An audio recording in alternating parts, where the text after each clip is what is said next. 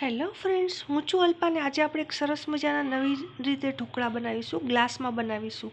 એના માટે સૌ પહેલાં આપણે મસાલો તૈયાર કરી લઈએ. અહીંયા મેં મીડિયમ તીખા એવા મરચાં લીધા છે 7-8 અને 2-3 તીખી મરચી આવે છે જે એ લીધી છે. આ રીતે સૌથી પહેલાં મરચાંને આ રીતે સુધારી છે. આ તીખી મરચી છે ઝીણી, એ પણ 2-3 એમાં એડ કરી છે જેથી એનો ટેસ્ટ ખૂબ જ સરસ આવે છે. અને લસણ આ રીતે 15થી 20 કળી લઈ લેવા છે. લસણને પણ નાના ટુકડા કરી લીધા છે.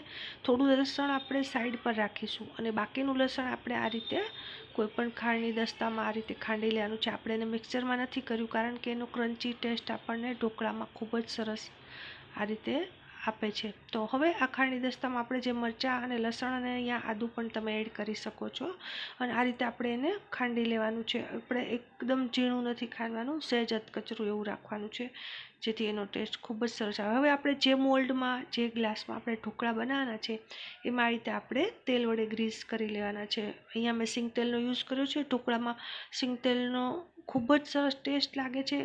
કાઠિયાવાડમાં તો ઘણા લોકો સિંગ તેલમાં એને ડીપ કરીને પણ ઢોકળા ખાતા હોય છે. આ રીતે ગ્લાસમાં આપણે પોણા ગ્લાસ સુધી ભરવાનું છે. આ રીતે બધા જ આ રીતે ગ્લાસ ભરાઈ ગયા છે. ત્યાર પછી ઉપર કાશ્મીરી લાલ મરચું આ રીતે સ્પ્રિંકલ કરવાનું છે, જે ટેસ્ટમાં જરા તીખું નથી હોતું પણ એનો લુક બહુ સરસ લાગે છે.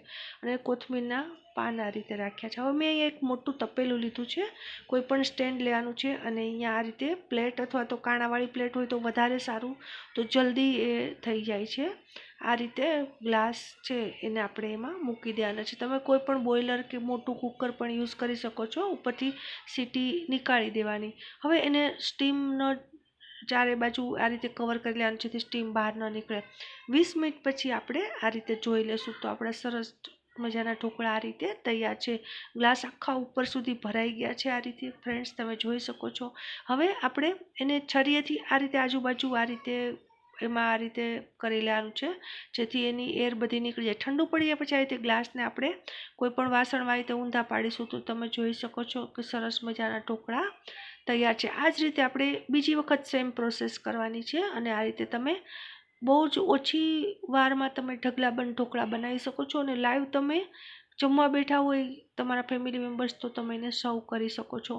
કેટલા સ્પોન્જી અને સરસ ઢોકળા દેખાય છે અને રાઉન્ડ પીસમાં કટ કરી લેશું. ફ્રેન્ડ્સ, તમને આ રેસીપી કેવી લાગી ચોક્કસથી કમેન્ટ કરજો. ફરી એકવાર આવી ઇઝી રેસીપી સાથે ફરી મળીશું.